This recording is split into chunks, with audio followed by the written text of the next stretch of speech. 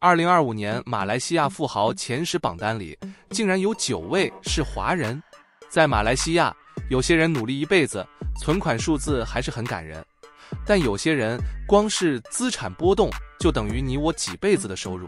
今天这一集，我们只做一件事，把马来西亚最有钱的那一群人彻底摊开来看清楚，谁是真正靠产业打天下，谁是家族传承一路滚到现在，又是谁在这几年靠一个商业决策直接财富起飞。欢迎留言讨论，记得订阅加点赞。我们开始。第10名，谢松坤。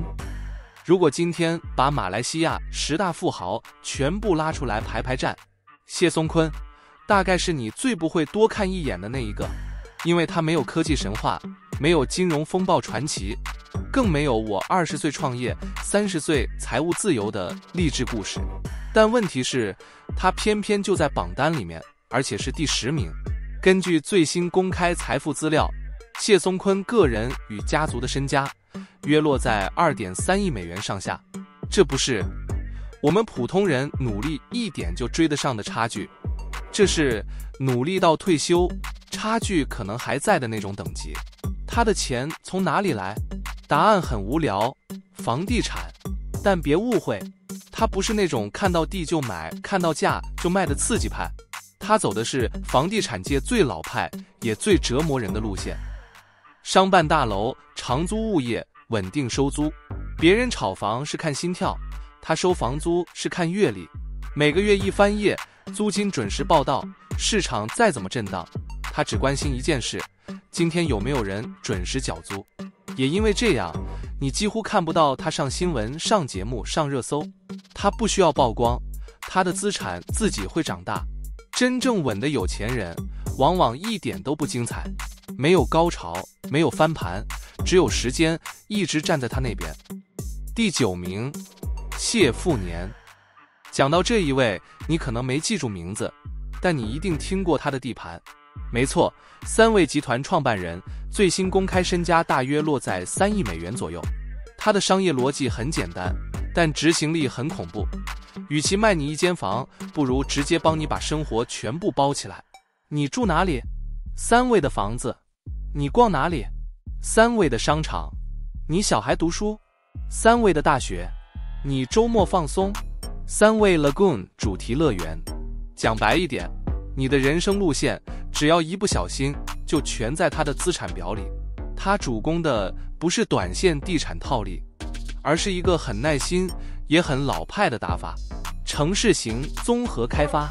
这种模式有一个特色，前期烧钱烧到你怀疑人生，但一旦成型，现金流会像自助餐一样源源不绝，而且自己加自己。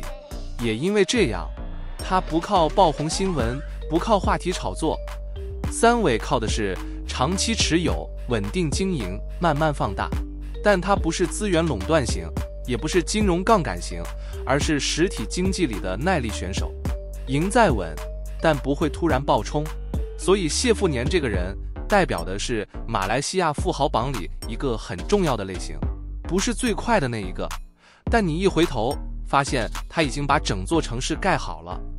第8名，李良华。这一位真的够狠，你每天都在帮他赚钱，你自己还没什么感觉。他就是99 Speed Mart 的创办人李良华，他是位终身残障人士，每天靠着轮椅行动，他的身家却大约落在3.5亿美元上下。他不是卖梦想的，他是卖你懒得多想的便利。你有没有这种经验？晚上9点，冰箱空了，懒得去大卖场，转角那家99灯还亮着，进去买水，买泡面，买零食，买卫生纸，一次消费不大，但全国每天这样走进去的人多到吓人。这就是它的恐怖之处。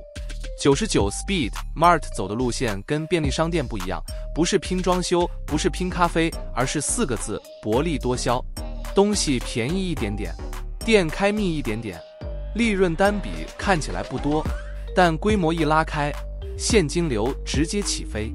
更关键的是，99 Speed Mart 这几年完成上市，公司估值被市场重新计算，李良华的身家也跟着被重算一次人生。你可以这样理解，以前他是做得很大，但不太被注意，上市之后是全市场同时发现，原来这门生意这么会赚钱。这也是为什么他能在短时间内直接冲进马来西亚富豪榜前10。你可能觉得自己只是去买个矿泉水，但对李良华来说，你是在帮他完成年度财报目标。第7名，杨素斌。他们是马来西亚富豪榜里那种存在感不高，他们掌控的是 YTL 集团。根据最新公开财富资料，家族合计身家约落在 3.6 亿美元上下，排名第7。YTL 集团的核心业务很清楚，集中在电力、水务、交通与基础建设。这些产业有一个共同特征，不炫不潮，也不适合拿来讲创业故事。但只要社会还在运作，钱就会照表进账。电你要不要用？谁你要不要喝？交通要不要跑？答案都很现实，所以他们的生意模式也很现实，签长期合约，做长期建设，收长期现金流。这种财富逻辑几乎不看市场情绪，股市涨跌对他们影响有限，消费热不热对他们关系不大，只要合约在，发电厂在转，水在流，资产就会持续累积。如果富豪分成不同职业，杨素斌家族就是负责维持城市正常运作的那一组人。你平常不会感谢发电厂，但哪天停电，你第一个骂，所以就等于说，你是非常愿意把钱放进他们的口袋的。第6名，李耀祖。IOI 集团的核心家族成员。根据最新公开资料，两兄弟合计身家大约落在 5.2 亿美元左右。他们的财富是从你吃的、用的、洗的东西里慢慢流出来的。IOI 集团最核心的业务是什么？5个字就够：棕榈油。别小看棕榈油，它不是只存在在厨房，而是几乎藏在所有日常消费品背后。泡面、饼干、巧克力、洗发精、肥皂、化妆品、清洁剂，你一天用到的次数比你想象的多很多。所以这门生意有一个很恐怖的特性，你可以不买名牌，你可以不用 iPhone 17，但你很难一整天不碰到棕榈油相关产品。这也是为什么当原物料价格一波动，他们的资产数字就会跟着一起跳一下。而这对兄弟最厉害的地方，不只是种油棕，而是把整个产业链抓在手里，从种植、加工、出口到下游应用。讲白一点，他们不是赌行情的人，他们是站在供应链上游，看行情自己走过来的人。当然，这种产业也有争议，环保、永续、国际监管压力一样不少。但现实就是，IOI 在调整，市场在适应，而钱还是持续流进来。世界越是正常运作，他们就越赚钱。第5名，克里斯南家族。这一排名我想重点介绍一下，克里斯南家族是斯里兰卡、印裔的马来西亚人，也是马来西亚前10富豪榜唯一一个非华裔富豪。创始人阿南达·克里斯南与泰国籍配偶育有3名子女，其中独子阿江·斯里潘诺20岁出家，成为泰国森林僧团成员。2位女儿长期保持低调，不参与企业经营。根据最新公开资料，克里斯南家族的整体身家大约落在 5.3 亿美元上下，稳稳站在马来西亚富豪榜第5名。他也曾经多年榜首。阿南达·克里斯南于2024年逝世，享年86岁。财产那么多，没有一位子女继承，于是由职业经理人团队掌舵，维持稳健运营。他们的核心布局可以简单拆成3条主线：媒体、电信、资源与投资。先讲媒体，80、90后一定听过 Astro， 这不是那种靠流量吃饭的小规模内容生意，而是能影响广告、话语权与资本流向的那种等级。再来是电信 Maxis，你听过吗？他就是 Maxis 的创办人。这块就不用太多解释，一句话就好：现代社会没网你会崩溃，而只要社会还在运作，电信就会持续产生稳定现金流。有些富豪是开一家很大的店，克里斯南家族是在不同城市同时收很多间店的租金，风险被分散，波动被吸收，整体财富曲线就会变得不刺激，但很难跌倒。克里斯南家族不是因为哪一年突然暴赚，而是因为很多年都没有出大错。我想问问观众，如果你的老爸有那么多的财产，你们会要继承吗？留言告诉我，我想了解你们的看法。第4名，管宝强，他们是 Press Metal Aluminium 的核心家族，家族合计身家大约落在5.4亿美元上下。他们的铝不是卖给消费者，而是卖给全世界的工厂，比如手机外壳、汽车零件、飞机结构、建筑材料、罐装饮料、工业设备等等。你不一定会注意，但你每天接触的现代生活几乎离不开铝。而 Press Metal 在做什么？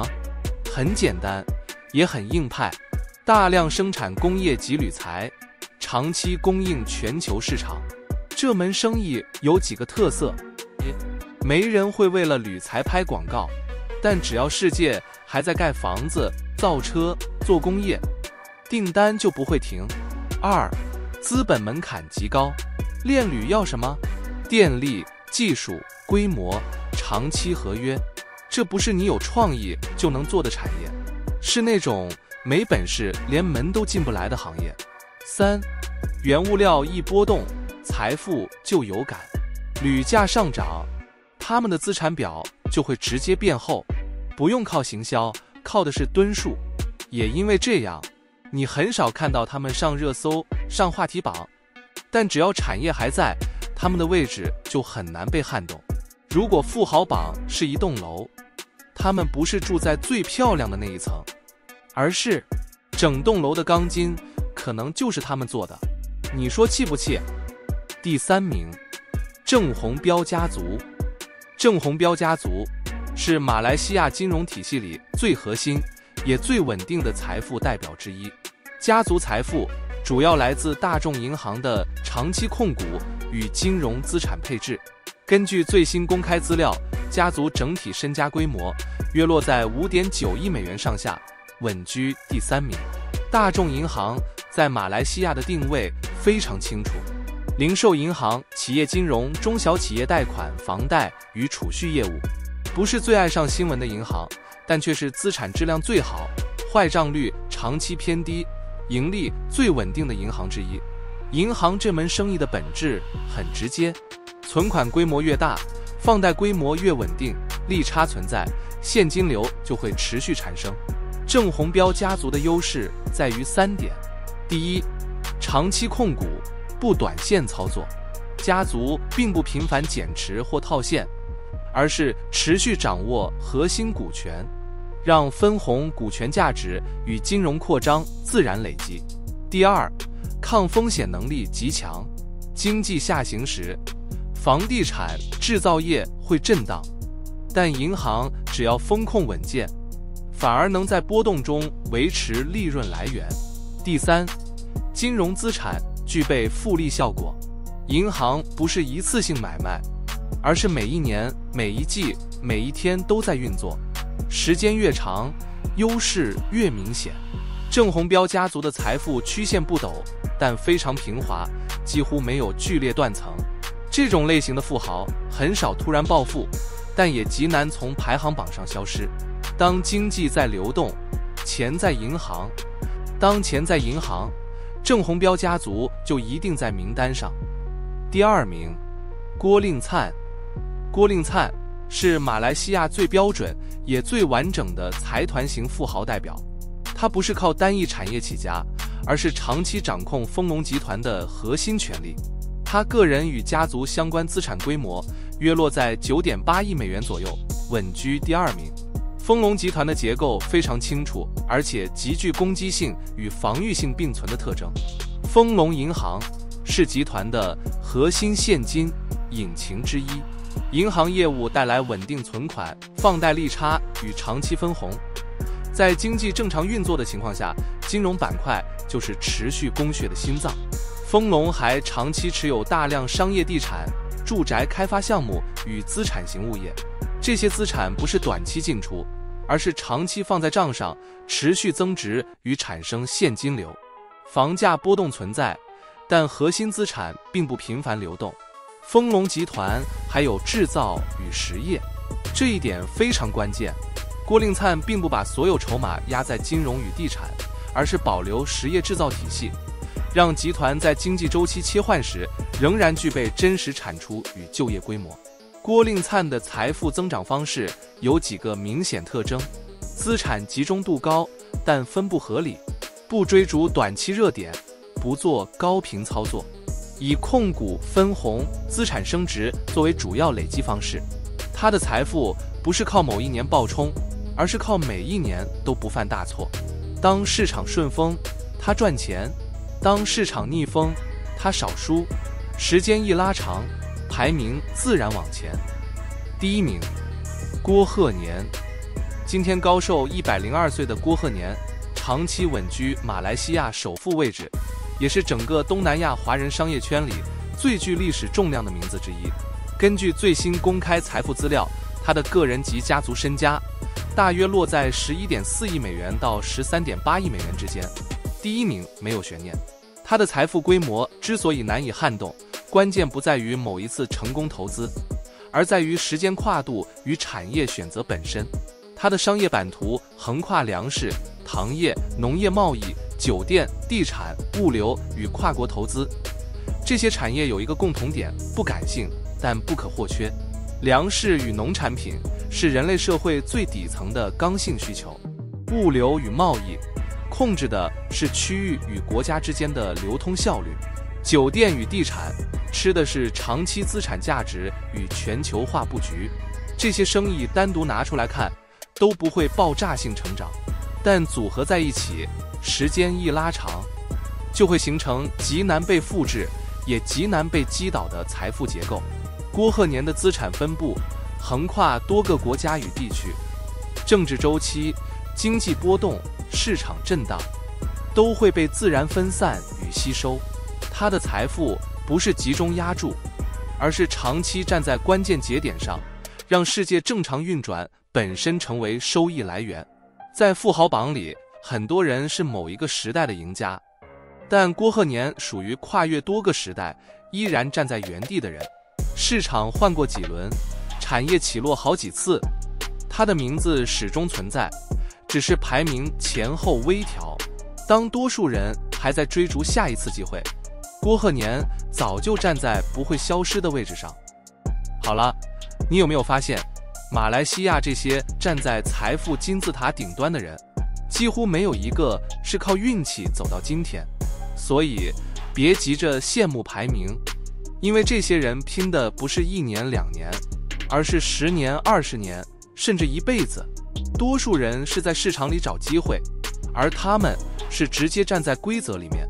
马来西亚10大富豪到这里完整走完，如果你看到最后，代表你已经看懂一件事：钱从来不是乱赚的，它只是一直流向最耐心也最现实的那一边。